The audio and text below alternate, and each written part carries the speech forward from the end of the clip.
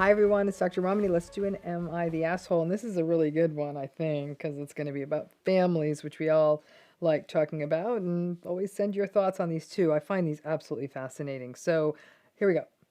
It's the writer is a 20-year-old male who has two younger siblings, twin siblings, a boy and a girl, who are both 18 and graduating high school this year. So there's two twins, Joe and Jill. Jill is my parents' favorite because they always wanted a daughter, while Joe is their scapegoat because I guess he's the bonus baby they never actually asked for. I'm mostly better off than Joe as I'm the eldest grandson from both sides of the family, almost all of whom are just as blatant as my parents are about their favoritism. Favoritism is it's not a guarantee, it's a narcissistic family system, but favoritism is a big part of narcissistic family systems.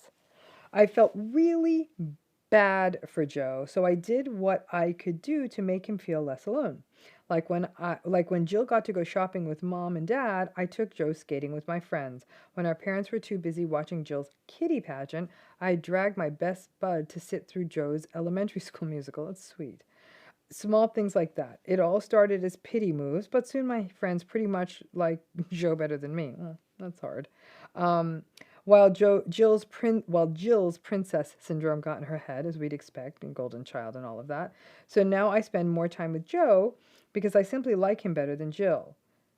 Never said it out loud, but I don't make it a secret either that I prefer not to spend my time with entitled brats. Sounds like interesting. So I think that the guy writing this letter is angry. When it comes to favoritism among siblings, that, by the way, is okay because there's sort of an equal power structure. It's the parents and the grandparents who shouldn't be paying favorites.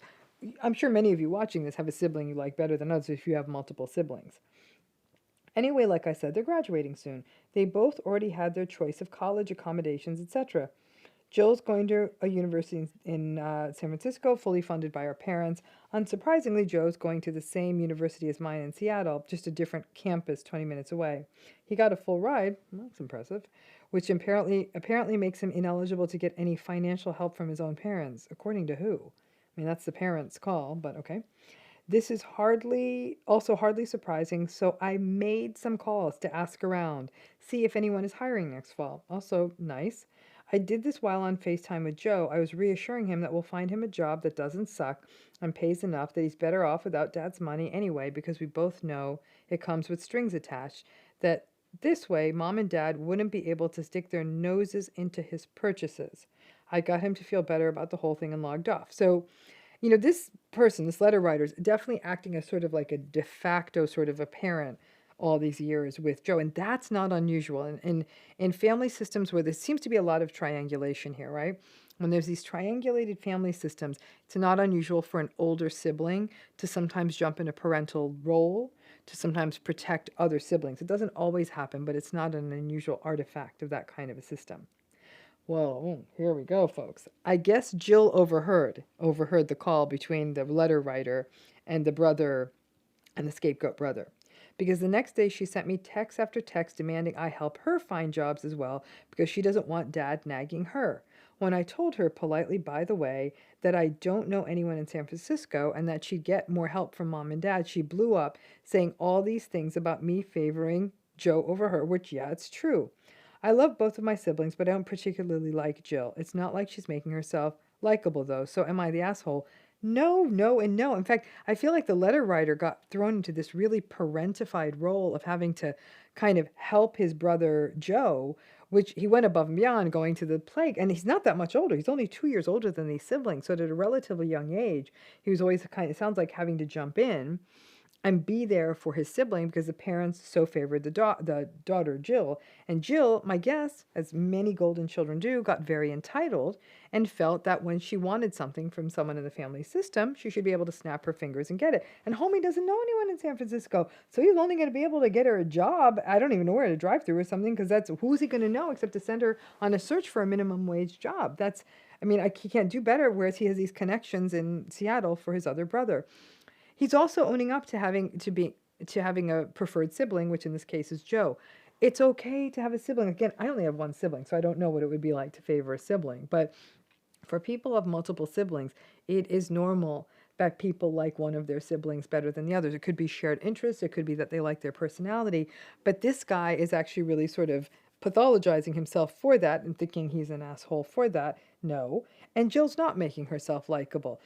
Jill did not, again, Jill being the sort of the princess, likely golden child of this family, could have easily said, hey, I overheard that conversation and I would, I'd love to be free of mom and dad's, kind of financial clutches. It's interesting because it sounds like the sister really benefited from the parents' generosity, the other brothers being told, we're not going to support you, and maybe because Jill didn't get a free ride, but that she was, the kind of, well, I'm entitled to your help, and I'm going to keep texting you, and I'm going to get what I need. That sort of insistence is a very sort of, a very sort of toxic kind of a characteristic. And she wasn't taking no for an answer. And instead of taking the clear, I don't know people in San Francisco, she then got dysregulated. As he said, she blew up, and that he favors Joe, which in some ways it kind of, I got to be honest with you, I kind of wish he copped to the truth and say, you know what, Joe's had a much rougher ride than you. I had to step in there in many ways as a parent. So in a way that might have actually created a closer bond between Joe and I. Deal with it. Like, just transparency is always, it often works well in sort of cracking open these systems quite a bit.